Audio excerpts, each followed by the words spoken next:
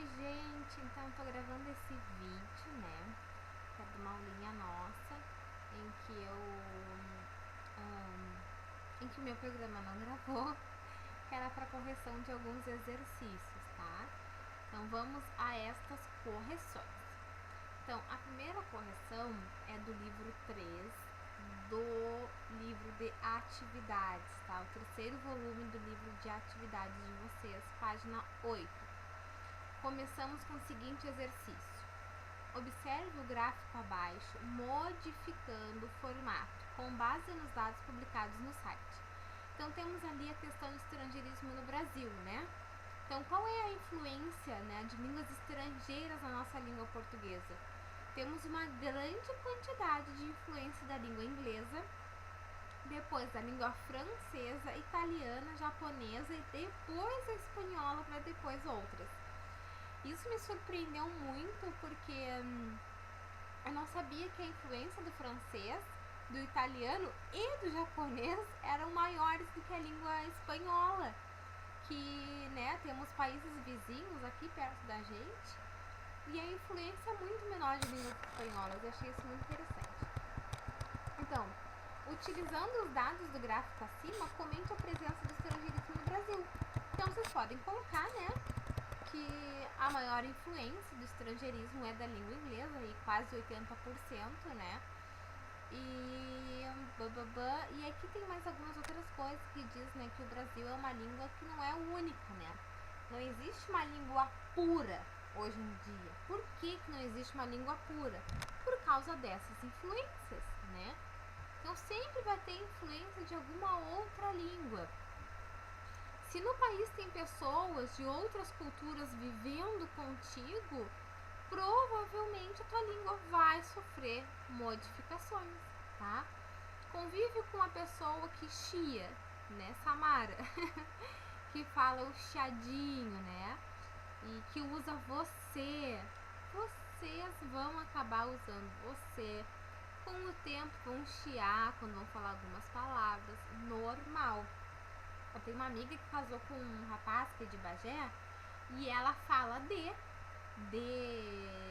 casa, de lugar, ela usa de agora, leite, né? Ela usa por causa que ela escuta isso o tempo inteiro. E aí nós somos suscetíveis a mudar o nosso sotaque, tá? Então é isso que tá dizendo aqui. 17. O processo de formação de palavra do neologismo malufar consiste em acrescentar ao substantivo próprio maluf, né, o político, uma desinência verbal. O mesmo ocorre em letra B.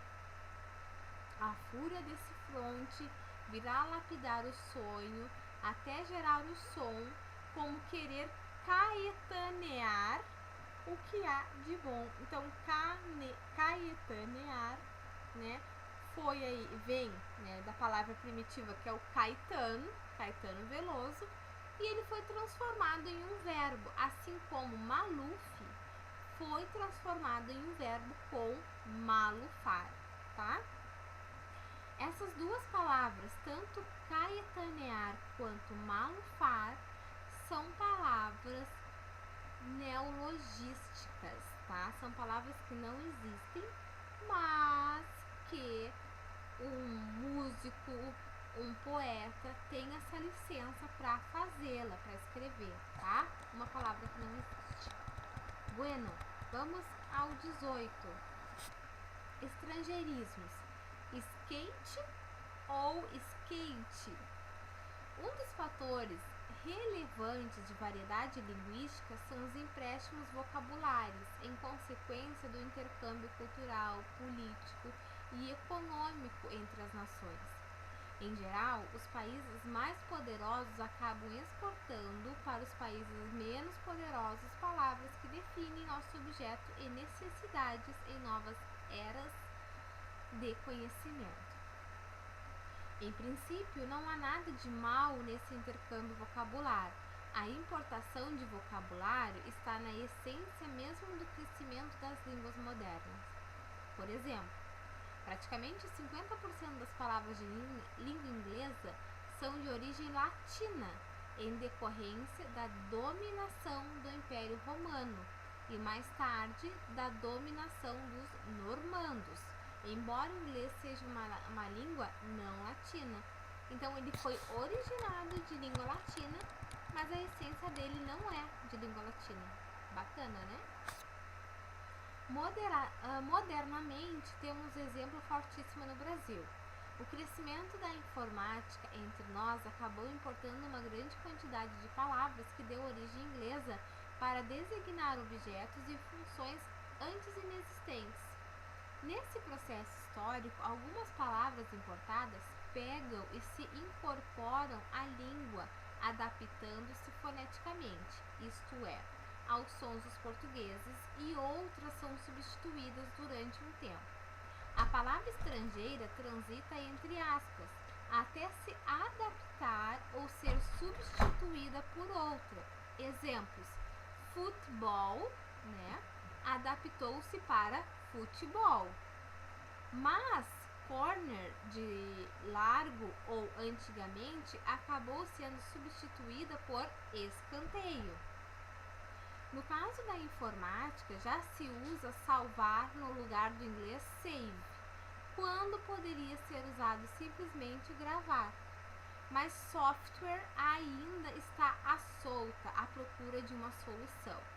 A palavra mouse, camundongo, para designar o popular utensílio de amplíssimo uso nos computadores, ainda continua grafada em inglês, mas não é impossível que um pouco de tempo ela esteja nos dicionários como mouse.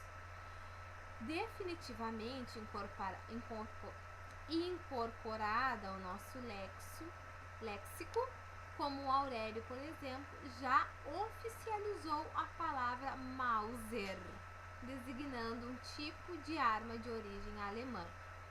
Então hoje, né, gente, nós utilizamos aí o save, a gente diz salvar, né, como está ali. E esse exemplo do mouse, ele é muito interessante, porque nós incorporamos no nosso dia a dia. É um objeto que nós não vemos como um rato, nós vemos ele como um mouse, né? Por mais que ele tenha esse significado de ser um rato, porque ele parece um rato, né, pela forma e pelo fio, para nós brasileiros, nós não enxergamos esse objeto como um rato, como um camundongo, né? Já na língua espanhola eles identificam como sendo um camundongo e eles falam ratón, né? Então, assim, olha, todas as palavras que são incorporadas numa língua é a forma como as pessoas veem aquela coisa, né? Por exemplo, temos aqui a minha garrafa d'água, né? Então, chamamos de garrafa esse objeto, né, para guardar água. Garrafa, porque é assim que nós vemos o objeto, como garrafa. E tudo na vida é feito dessa forma, né? Enxergamos esse objeto aqui como almofada, né? Na língua espanhola é almohada, né? Por quê? Porque para eles faz sentido chamar de almohada e para nós almofada, tá? E assim vai, gente. Então, todas as palavras que nós temos incorporadas à nossa língua é a forma como nós vemos as coisas, como nós nos relacionamos às coisas, tá? É como os sons dos bichos, né? O cachorro para nós faz, né? A onomatopeia é au au. Para outras línguas serão outras coisas, né? Eu acho que no inglês é roof, se eu não me engano. Não tenho certeza, posso estar falando aqui uma grande bobagem, né? E eu tenho vocês aí, tem alguns de vocês que estudam a língua inglesa, me corrijam, por favor, se eu estiver completamente errado, que há uma grande possibilidade, né?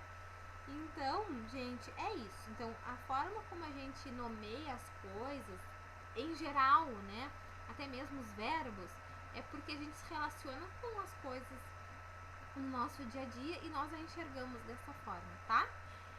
E o mouse é interessante por causa disso, porque ele mostra bem isso, né? Na língua inglesa, os ingleses, os norte-americanos, eles veem como um bichinho ali, o ratinho, né? Camundongo. No espanhol também, só que nós aqui a gente não enxerga como um camundongo. É um objeto, né? Então nós incorporamos essa palavra no nosso dicionário. E antes de continuar o texto, eu queria falar para vocês também que por mais que nós tenhamos incorporado mouse para nossa língua, a gente não fala mouse, que nem eles falam. Eu também nem falo, né, gente? O meu sotaque é completamente diferente, né? Como, por exemplo, software, né? A gente não fala software. Ai, vou baixar um software no meu computador. Não, vou baixar um software, né? Vou pegar aqui o mouse. É um mouse, não é um mouse. É um mouse, né? Que nem a cantora Adele.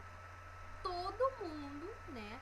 A maioria das pessoas aqui no Brasil chama ela de Adele, né? Porque é assim que tá escrito, Adele. E nós temos essa sílaba na língua portuguesa que é o lê. Então nós vamos falar Adele, não vamos falar Adele, né? Tem uma banda que eu gosto muito que ela se chama Chevelle. É Chevelle. E eu, claro, não sabia, né, gente? Eu comecei a ter contato com essa banda nova, assim, né? E aí eu chamava, ai, eu amo aquela banda Chevelle.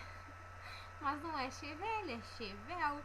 Até eu procurar um pouco, assim, ver uma entrevista e eles falaram, and now come here, Chevelle Band. E eu fiquei de boca aberta, né? Que era Chevelle e não Chevelle. Então eu falava. Acontece, e essas são as peripécias que acontecem da língua inglesa que nós comentamos em aula. Vamos para o próximo. É bom lembrar que o empréstimo vocabular não é sinal de decadência da língua. Parem com esse preconceito de dizer que nós incorporamos a língua inglesa porque a nossa língua ela é péssima, que a língua inglesa é boa. Não é. Com o uso da informática, né, nós adequamos as nossas funções de acordo com o que está aqui, né? Eu não vou olhar aqui e dizer deletar. Incorporei na nossa língua, a gente usa o tempo inteiro sem nos darmos conta do que estamos fazendo, tá? Decadência da língua, mas justamente da vitalidade de sua cultura em confluência com outras culturas e outras linguagens. Esse é de fato um terreno em que pouco se pode fazer oficialmente.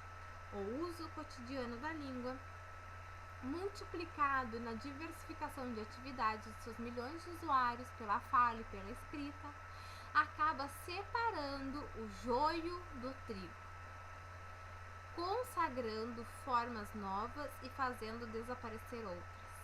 O fato é, não precisamos ter medo porque a língua não corre perigo. Na verdade, os que correm perigo muitas vezes são os seus falantes, mas por outras razões, né? Bueno, considerando o texto acima, assinale as proposições corretas. Então, temos aqui já marcado, né? Então, é a 2. Uma das razões pelas quais as línguas variam e mudam são os empréstimos linguísticos, com certeza. A importação de palavras em uma língua pode se resolver de duas maneiras. Ou as palavras estrangeiras são incorporadas à língua ou são substituídas por outras. Então, mouse foi incorporado, futebol foi incorporado para futebol, tá? Ou são substituídas como delete, que é deletar, tá bom? E 32. Quem soluciona a questão dos estrangeirismos são os próprios falantes no uso diário da língua, tá? Então não adianta o Joãozinho me dizer que para colocar para baixo aqui no computador, para ir para baixo, é page down, tá? Por quê? Porque não adianta só o Joãozinho utilizar page down. Toda comunidade linguística, toda, precisa incorporar essa palavra no seu vocabulário, tá? É uma convenção. todos nós precisamos ter a convenção de que se fala assim, como por exemplo, a gente, né? Quase não usamos o nós, usamos muito a gente. Então é um pronome do caso reto aí, a gente é, não adianta dizerem que não, porque é, e o vós não é mais. Daqui no Brasil a gente não usa vós, né? Então não adianta as pessoas lá da gramática normativa dizer que o aluno tem que aprender o uso do vós. Pra quê? Se a gente não usa. Vamos aprender então o uso do agente, vamos entender como esse agente funciona. Vamos entender o que ele está substituindo, vamos entender o que ele está trazendo. Vamos entender por que não usamos nós compramos e usamos a gente compra. Por quê? Né? Por que estamos usando assim? Vamos entender a língua dessa forma, sem preconceito, e saber que a língua ela muda constantemente e quem vai determinar isso somos nós, falantes da língua portuguesa, tá bom? Examine a tirinha e responda o que se pede. Você leu isso? Aqui diz que a TV é um veículo de cultura. Um veículo de cultura? Aham. Toma, bang bang. Se eu fosse a cultura, salvava do veículo e ia a pé. Saltava do veículo e ia a pé. Porque, claro, tá tendo um monte de morte, né? Letra A. O sentido do texto se faz com base na polissemia de uma palavra. Identifique essa palavra e explique por que a indicou. Então, polissemia é os vários sentidos, né? Então, a palavra polissêmica, aí no caso, é veículo, né? Como a televisão sendo um veículo de comunicação. E veículo pode ser também de transporte, que é o que a Mafalda falou, né? Eu pulava desse veículo, porque nós incorporamos que veículo, eu comprei um veículo novo. Ninguém vai perguntar, um veículo de comunicação ou um veículo de transporte? Não, um veículo vai ser um carro, vai ser uma moto, né? Mas geralmente a gente incorpora a carro, tá bom? B. A tirinha visa produzir não só efeito humorístico, mas também efeito crítico. Você concorda com essa afirmação? Então, essa é pessoal, tá? 20. No primeiro quadrinho, a TV. Identifica o processo de formação que deu origem a essa palavra. Então, a palavra primitiva de TV é televisão, tá? No terceiro quadrinho, aparecem as palavras bang e ugh. Como se chama o processo de formação de palavras que deu origem a estas palavras? Então, bang e ugh são sons. Bang de tiro, bang, bang, e ugh de dizer não, né? Então, são onomatopeias, tá? Simbolizam tiros. E aqui, ó, gemidos. Me faltava a palavra que diz gemidos. Um dos recursos expressivos de Guimarães Rosa consiste em deslocar palavras da classe gramatical que elas pertencem. Então, letra C. Mas depois, puxando pela voz, ela pegou a cantar. Então, qual é a palavra que não está na sua classe gramatical primitiva? É a palavra cantar, da letra C. Porque cantar é verbo. Só que eu tenho o A na frente. Se eu tenho o A na frente, isso indica que o bem depois é um substantivo, tá? Sempre. E terminamos, então, aqui o nosso livro de atividades, né? E agora a gente precisa ir para o nosso livro didático. Não sei se eu consigo fazer aqui. Não vou conseguir fazer aqui, gente. Deixa eu ver aqui se tem um pouquinho. Aqui, livros. Então, pega aí o livro didático de vocês. No volume... Livro didático, volume 3, né? E vamos para a 6ª unidade. Vamos lá pro livrinho aqui. 6ª unidade. E vamos fazer até o exercício 15 da página 40, tá bom? que foi o que nós vimos na nossa última aula. Então vamos para a página 35. Vamos lá. Peguem na página 35 para que nós possamos corrigir os nossos exercícios.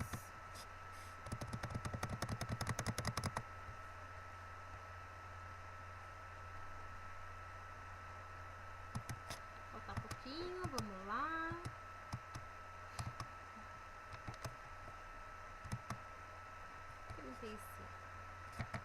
Chegamos.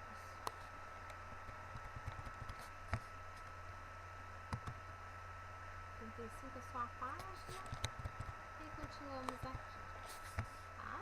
Vamos lá. Então, o novo gênero literário que nós vimos, né, foi crônica, né? E crônica, ele é um gênero textual parecido com o romance. E é parecido ainda mais com o conto, só que a crônica, ela vai ter como característica trazer temas do dia a dia, né? Contos não precisam ser temas do dia a dia, contos podem ser fantásticos, né? Por exemplo, um conto lá que tem uma questão espiritual, de fantasma, vampiro, coisas assim, eles são essencialmente fantásticos, então são contos. Agora, a crônica sempre teremos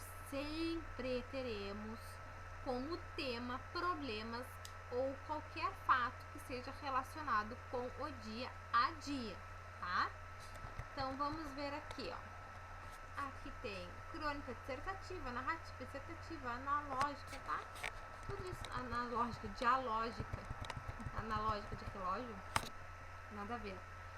Vamos ler então aqui a crônica do Adeus que nós lemos na nossa aula. Então, conforme eu for lendo, eu quero que vocês pensem se esse assunto, se esse tema, ele pode ser entendido como algo que poderia acontecer a todos nós, tá? E aí no final eu vou discutir com vocês. A cerimônia do adeus. A primeira vez que eu me apaixonei, eu tinha 6 anos. O nome dela era Julie Angulo, pronunciava Angulo. Diziam que ela era superdotada. Chegou no nosso ano porque tinha pulado no ano anterior. Por ser um ano mais nova, era do meu tamanho. Só passou um ano entre nós mortais. Logo pulou de ano outra vez e disparou como uma flecha em direção ao futuro. Quando ela fez a escola inteira assim, brincando de amarelinha com o tempo. Eu, que fiquei preso no meu ano para sempre, às vezes me pergunto onde ela está. Se continua pulando os anos da vida e hoje em dia é bisavó, ou se escolheu um ano bom e resolveu ficar por lá. Aos 8 anos, me apaixonei por Fanny Moffat, pronunciava Fanny Moffat. Ela era canadense e tinha os cabelos brancos de tão amarelos e olhos cinzas de tão azuis. Tinha uns 10 centímetros a mais que eu. 10 centímetros aos 8 anos equivalem a 80 centímetros hoje em dia. Um dia, descobriram que eu gostava dela. Começaram a cantar a canção, se é que se pode chamá-la assim, posto que só tem uma nota. Tá namorando, tá namorando. Ela teve uma reação, digamos, inusitada. Pegou a minha cabeça e começou a bater com ela no chão para provar que a gente não estava namorando, que a gente nunca tinha namorado, que a gente nunca iria namorar. Gritava, nunca, nunca, enquanto batia com a minha cabeça no chão. As pessoas riam, até que perceberam que a minha testa começou a sangrar. Aos 11 anos, me apaixonei pela Alice. Ficamos meio amigos numa época em que a amizade entre meninos e meninas era tão rara quanto entre israelenses e palestinos. Alice me contava não por sadismo, mas por ignorância, por garotos que ela achava gatos. Um dia me disse que tinha dado o primeiro beijo. Dei um abraço nela, parabéns, e acho que fui chorar no banheiro. A vida é uma longa despedida de tudo aquilo que a gente ama. Meu pai sempre repete, mas a frase é do Victor Hugo. Todos os amores terminam. alguns amigavelmente chorando no banheiro, outros humilhação pública e sangue na testa, outros com a morte. Para isso temos braços longos para os adeuses. Alice se casou e eu estava lá, felizão. Fanny veio me pedir desculpas pelas porradas na cabeça. Somos bons amigos no Facebook. Tem uma hora e dizem que essa hora sempre chega, que dá de doer. A parte chata é que até parar de doer, parece que não vai parar de doer nunca. Nunca, nunca, gritava Fanny. Então aqui essa história, gente, ela é parecida com o que a gente vive no dia a dia. Quem nunca foi criança, quem nunca gostou de uma coleguinha, de um coleguinha, né? E esse romance infantil nunca foi, né, levado adiante, até porque não pode, né? Mas coisas assim poderia facilmente acontecer conosco, né? Então são temas e assuntos do dia a dia que podem ocorrer, tá bom, gente? Então é isso, né? Amor infantil acontece, né? Primeiro, discuta as questões a seguir com os colegas e com o professor. A crônica aborda um assunto pessoal? Sim, aborda um assunto pessoal do menino aí que se apaixonou, né, por várias meninas durante a sua vida, a sua trajetória aí desde pequeno, desde 6 anos de idade. Esse tema pode gerar interesse nas pessoas, por quê? Sim, pode gerar interesse nas pessoas uma vez que todo mundo passou por isso, todo mundo lá no jardim, no primeiro ano, se apaixonou por coleguinha. Acontece, normal. C. Na crônica, com que objetivo o narrador relata suas histórias na infância? Então ele relata as histórias da infância dele com o objetivo de criar aí uma ironia, né? E um certo tipo de riso, né, gente? Bueno, tem um que é bem violento, da Fanny batendo com a cabeça dele no chão, mas segue-se a vida, é isso aí. D. Por que ele não fala sobre os amores recentes? Porque de repente os que mais marcaram a vida dele foram os amores de infância, né? Pode ser que seja isso. A crônica despertou em você lembranças de amor e despedida? Quais? Se quiser, conte suas lembranças aos colegas. Então a gente não teve assim nenhuma história de amor na nossa turma, mas nós tivemos histórias do Sejanes, por exemplo, que contou que tem um amigo dele da aula que ignorava ele por completo, né? E aí depois eles se tornaram amigos e são amigos até hoje.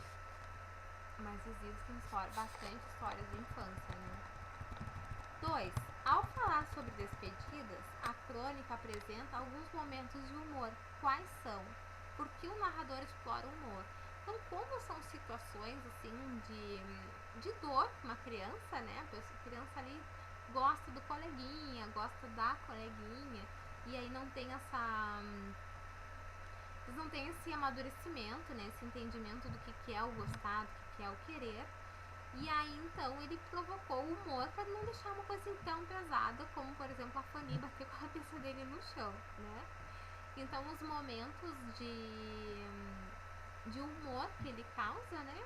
São esses, que ele ri das situações, né? Que ele diz, tá namorando, isso causa um humor, porque todo mundo já passou por isso, né? Vamos lá. 3. Que informação é possível inferir nessas frases? Por ser um ano mais nova, era do meu tamanho. Essa mesma ideia está presente no outro momento da crônica. Transcreva. Então é quando ele diz que tinha 10 centímetros, né? A mais que ele diz que aos 8 anos isso equivale a 80 centímetros. Então é essa outra parte que fala também sobre o tamanho dele. 4. É possível afirmar que a crônica relata fatos que aconteceram na vida do autor exatamente da forma como foram narrados? Não temos nunca como afirmar que o Gregório do Vivier passou por isso mesmo, tá, gente? Não temos como afirmar isso, a não ser que a gente veja numa entrevista ele falando que essa crônica ela é verídica. Do contrário, não tem como. 5. Como são apresentadas as 3 personagens femininas? O que elas têm em comum? Então, Julie Angulo é inteligente, né? Porque ela vai passando de um ano para outro, e ele vai ficando na série que ele pertence, né? Bom, se ele se apaixonou por ela com 6 anos de idade, eles estão aí no primeiro ano do ensino fundamental. Então ela pulou um ano, foi pro segundo ano, e ele ficou no primeiro. Aí depois ela passou pro terceiro ano, ele ficou no segundo. Então ela sempre um ano na frente dele, né? Um ano na frente. Então vamos lá. Depois tem a Fanny, que parece agressiva, né? Porque bateu com a cabeça do menino no chão até sangrar. Então ela é agressiva. E a Alice, desculpem, derrubei meu carregador. E a Alice é tida como uma amiga, né? E ambos os relacionamentos são frustrados. Relacionamentos. Uma criança não tem relacionamento.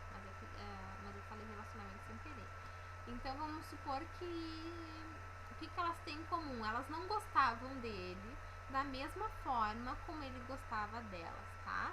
Aqui no livro diz, as 3 são amores frustrados, que não deram certo. Não tem como dar certo. São crianças. 6, 8 anos. Não tem como dar certo, tá, gente?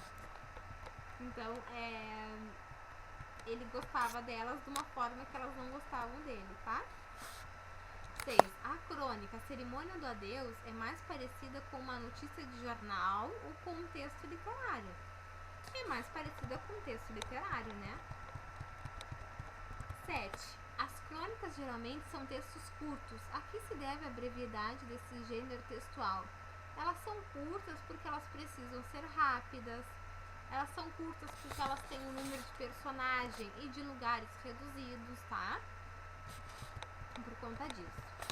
Que sequência discursiva ou tipológica predomina na crônica lida? Então é a narrativa, porque ele vai contando, o narrador vai contando da sua história de forma narrativa, uma ação atrás da outra, tá?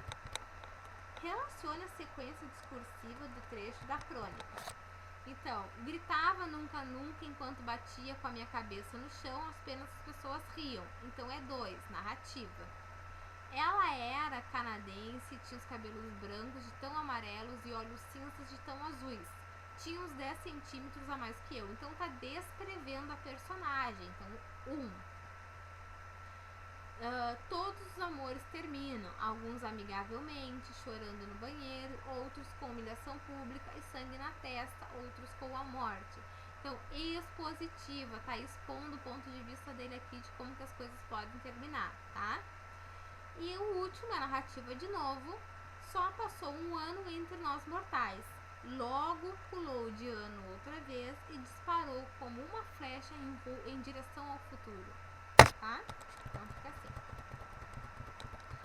Sobre o narrador é correto afirmar que letra B, então é a 2 e a 3 que estão corretas. Trata-se de um narrador personagem, porque ele participa da história, participa das ações. E sua narrativa é subjetiva, parcial, pois ele está envolvido com fatos narrados. Então, vocês vão colocar aí que é subjetiva, porque também os sentimentos do narrador estão expostos. Os sentimentos do narrador estão expostos. Onde tem sentimento, tem subjetividade. Tá? 11. Sobre a passagem do tempo, responda às questões. Deixa eu conferir até onde nós fomos. Até a página 40. Sobre a passagem do tempo, responda às questões. Letra A. Há marcas temporais? Quais e qual sua função? Então, as marcas temporais ali tem 6 anos, 8 anos, 11 anos, tá? Essas são as marcas temporais. Quais são os tempos verbais predominantes? Então, é o pretérito, né? Perfeito e imperfeito. C. Essa crônica se detém em um fato ocorrido em um momento específico ou é mais abrangente? É mais abrangente, porque assim, ó, foi na infância. Aí ele diz que foi aos 6, dos 8 aos 11, mas teve várias coisas que aconteceram por aí. Então é de uma forma assim, ó, abrangente, mais ampla, não específica, tá? Porque teve vários anos aí, do narrador até a adolescência, tá bom? 12. A crônica de Gregório do do Vivier explora alguns... desculpa, gente, que eu tô com muita coceira no nariz por causa da rinite, tá? A crônica de Gregório do Vivier explora alguns recursos de pontuação que acabam ganhando destaque no texto, funcionando como recursos multimodais. Observe o uso dos parênteses do texto do Gregório do Vivier. A primeira vez que me apaixonei, eu tinha 6 anos. O nome dela era Julie Angoulot, pronunciava Julie Angoulot. A vida é uma longa despedida de tudo aquilo que a gente ama. Meu pai sempre repete, mas a frase é de Victor Hugo. Qual é a função dos parênteses no trecho? Então, a função dos parênteses é fazer um complemento, de completar o sentido do que está sendo dito antes. Então, como é que falava o nome da menina? Então, está complementando, né? De quem que é a frase? Do Victor Hugo. Então, está complementando o que foi dito anteriormente. B. Que relação o uso de parênteses cria entre o narrador e o leitor? De proximidade, porque ele está falando conosco. Quando ele diz a forma como nós temos que pronunciar o nome dela, ele está falando diretamente com o leitor, né? Falando diretamente conosco. E quando ele fala de quem é a obra, ele também está falando diretamente conosco, tá? Observe alguns usos de travessões na crônica estudada. Então, temos aqui alguns travessões e vamos direto para as questões, tá, gente? Qual é a função dos travessões nos trechos? Então, dar destaque a informações e comentários. B. Por que em alguns trechos é usado apenas um travessão e outros dois? Ou, né, duplo. Quando a gente usa um, é para dizer que a expressão termina a sentença, que acabou o que tá para ser dito, né? Quando tem dois, ele faz um recorte no texto, tá? Dizendo que tem coisas antes e depois, funciona como assim, uma pausa maior no texto, tá? Leia os trechos em voz alta. O que os travessões provocam no ritmo do texto? Uma pausa maior na leitura, né? O que eu acabei de dizer. Se os travessões fossem substituídos por vírgulas, teriam o mesmo efeito? Não, gente, porque a vírgula é uma pausa curta. A gente mal para na vírgula. A gente arrasta mais a palavra quando ela tem a vírgula. Aqui embaixo, por exemplo, aqui no último destaque aqui, né, do livro, diz assim: nesse texto, os travessões intercalaram geralmente elementos de humor, dando-lhes destaque. Olha como eu uso a palavra. Eu arrasto ela, né, para significar que vem mais alguma coisa depois dessa vírgula. Nesse texto, os travessões intercalam geralmente elementos de humor, dando-lhes destaque. Olha como destaque é final. Dando-lhes destaque. Fechou, ponto final, tá? E quando a gente fala com travessão, a gente também dá uma pausa, mas não tão grande quanto a do ponto final, porque daí não tem mais o que dizer, tá bom? Sobre aquela sentença, obviamente. Gente, a gente ficou aqui no exercício 15, tá? 14. Observe as aspas.